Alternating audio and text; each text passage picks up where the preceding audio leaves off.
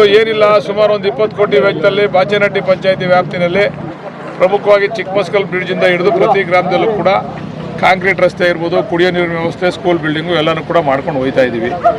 ಎಲ್ಲನೂ ಶಂಕುಸ್ಥಾಪನೆ ಉದ್ಘಾಟನೆ ಮಾಡ್ತಾ ಇದ್ದೀವಿ. ಚಿಕ್ಕಮಸ್ಕಲ್ದು ಯಾಕೆ ಸರ್ ಸುಮಾರು ದಿವಸದಿಂದ ಏನಾಗಿಲ್ಲ, ಈಗ ಅಪ್ರೂವಲ್ ಆಗದೆ, ಟೆಂಡರ್ ಆಗದೆ, ಕೆಲಸ ಶುರು ಮಾಡವನೆ. ಈಗ ಅಲ್ಲಿ ಹೋಗ್ತಾ ಇದೀವಿ. ನೀವು 3 ಗಂಟೆಗೆ ಅಲ್ಲಿ ಬಂದ್ರೆ ಅಲ್ಲಿ ಪೂಜೆ ಮಾಡ್ತೀವಿ. ಬಹಳಷ್ಟು ಸಮಸ್ಯೆ ಇದೆ ಸರ್ ಚಿಕ್ಕಮಸ್ಕಲ್ದು ಸೇತುವೆದು. ನೀವು ಅದಕ್ಕೆ ಅಲ್ಲಿ ಬನ್ನಿ ಅಂತ ಹೇಳಿದ್ರು. ಸಮಸ್ಯೆ ಏನಿಲ್ಲ, ಸ್ಯಾಂಕ್ಷನ್ ಆಗದೆ ಕೆಲಸ ಮಾಡ್ತಾರೆ. ವಿಳಂಬ ಆಗ್ತಾ ಇದೆ, ಅವ್ರಿಗೂ ಹೇಳ್ತಾ ಇದೀವಿ. ನರಸೇಗೌಡರು ನಮಸ್ಕಾರ, ಅವ್ರಿಗೂ ಹೇಳ್ತಾ ಇದೀವಿ. ಈಗ ಮಾಡಿಸ್ತೀವಿ, ಆದಷ್ಟು ಶೀಘ್ರದಲ್ಲೇ ಮಾಡಿಸ್ತೀವಿ. ಚಿಕ್ಕತೊರೆಪಳ್ಳಿ ಸೇತುವೆನೇ ಅಲ್ಲಿ ಕಟ್ತಾವ್ರು. ಇವಾಗ ಅದು ಕಟ್ಸ್ಕೊಂಡು ಇಲ್ಲಿಗೆ ಬರ್ತಾರೆ. ನಮ್ಮ ಇದೈತಲ್ಲ, ಯಾವುದೋ ಮರಳುಗಳಿಗಿನ ಹಿಂದೆ ಇದರಲ್ಲಿ ಜ್ಯೋತಿಪಳ್ಳಿ ತಾವು ಮಾಡ್ತಾವ್ರೆ. ಅದು ಮುಗಿದ ತಕ್ಷಣ ಇಲ್ಲಿಗೆ ಬಂದು ಶುರು ಮಾಡ್ತಾರೆ ಕೆಲಸ. ರಸ್ತೆ ಅಗಲೀಕರಣ ವೇಳೆ ಸಾಕಷ್ಟು ಮನೆಗಳೆಲ್ಲ ಹೋಗ್ತಾ ಇದೆ.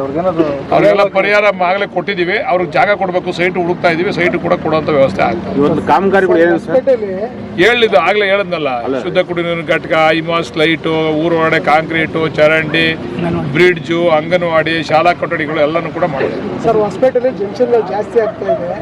ರೋಡಿಂದ ಅದೊಂದ್ಸರಿ ಕಾಮಗಾರಿ ಆದ್ಮೇಲೆ ನಾನು ಅವ್ರಿಗೆ ಎಲ್ಲರಿಗೂ ಹೇಳಿದ್ದೀನಿ, ಒಂದ್ ಕಡೆ ಮಾತ್ರ ಕೊಡ್ತೀವಿ ಪಾಯಿಂಟ್ ಅಷ್ಟೇ, ಎಲ್ಲ ಕಡೆ ಬಿಡಲ್ಲ. ಅವ್ರನ್ನೆಲ್ಲ ಕುಂಡಿಸ್ಕೊಂಡು ಅವರೆಲ್ಲ ಎಲ್ಲಿ ಹೇಳ್ತಾರೆ ಒಂದ್ ಕಡೆ ಮಾತ್ರ ಪಾಯಿಂಟ್ ಕೊಡ್ತೀವಿ. ಈ ಭಾಗಕ್ಕೂ ಮಾಡ್ತೀವಿ. ತಿಪ್ಪಗೊಂಡಳ್ಳಿ ಅದನ್ನು ಪ್ಲಾನ್ ಮಾಡ್ತಾ ಇದೀವಿ, ಮಂಚನಮಲೆ ಪ್ಲಾನ್ ಮಾಡ್ತಾ ಇದೀವಿ.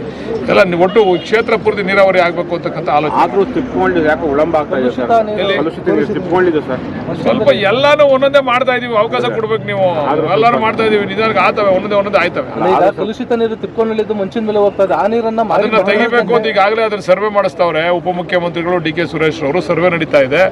ಅದನ್ನ ಯಾವ ರೀತಿ ಅದನ್ನ ಕಲುಷಿತನ ತಡೆಗಟ್ಟಬೇಕು ಅಂತಕ್ಕಂಥದ್ದು ಅದನ್ನ ಮಾಡ್ತೀವಿ. ಶೀಘ್ರದಲ್ಲೇ ಅದಕ್ಕೆ ಕಾರ್ಯಕ್ರಮ ಕೊಡ್ತೀವಿ ನಾವು. ಇನ್ನೊಂದು 6 ತಿಂಗಳಲ್ಲಿ ಅದಕ್ಕೊಂದು ಮುಕ್ತಿ ಕಾಣಿಸ್ತೀವಿ. ಡಿ ಕೆ ಶಿವಕುಮಾರ್ ಅವರು ಹೈಕಮಾಂಡ್ ಹೇಳಿದಾಗ ಮುಖ್ಯಮಂತ್ರಿ ಆಯ್ತಾರೆ. ಈಗ ಸಿದ್ದರಾಮಯ್ಯನವರು ಈಗ ಏನು ದೇವರಾಜ ಅರಸು ಅವರ ಒಂದು ಅವಧಿ ಏನಿತ್ತು ಅದನ್ನ ಒಂದು ದಾಖಲೆ ಮುರಿದಿದ್ದಾರೆ ಅಂತ ಹೇಳ್ತಾ ಇದ್ದಾರೆ. ಹೌದು, ದಾಖಲೆ ಮುರಿದಿದ್ದಾರೆ ಸಿದ್ದರಾಮಯ್ಯನವರು. ಅವ್ರೇನು ಬರೀ ಸುಮ್ಮನೆ ಯಾರೋ ಮಾತಾಡ್ದಂಗೆ ಕೇವಲ ಹುಡುಗಾಟಿಗೆಗೋಸ್ಕರ ರಾಜಕಾರಣ ಮಾಡಿದವರಲ್ಲ. ಈ ರಾಜ್ಯದ ಬಡವರ ಪರವಾಗಿ ಕಾರ್ಯಕ್ರಮ ಕೊಟ್ಟಂಥ ಒಬ್ಬ ಏಕೈಕ ನಾಯಕ. ದೇವರಾಜ ಅರಸು ನಂತರ ಬಡವರ ಪರವಾಗಿ ಕೆಲಸ ಮಾಡಿದಂಥ ಏಕೈಕ ನಾಯಕ ಸಿದ್ದರಾಮಯ್ಯನವರು. ಈಗ ದೇವರಾಜ ಅರಸು ಅವರು ಈ ರಾಜ್ಯದಲ್ಲಿ ಈಗ ಅತಿ ಹೆಚ್ಚು ಮುಖ್ಯಮಂತ್ರಿ ದಿವಸಗಳನ್ನು ಸೇವಿಸಿದಂಥವರು ಸಿದ್ದರಾಮಯ್ಯನವರು. ಅವ್ರಿಗೆ ನಾವು ಈಗಾಗಲೇ ಅವ್ರಿಗೆ ನಾನು ವೈಯಕ್ತಿಕವಾಗಿ ಕ್ಷೇತ್ರ ಜನತೆ ಪರವಾಗಿ ಅಭಿನಂದನೆ ಕೂಡ ಸಲ್ಲಿಸಿದ್ದೆ.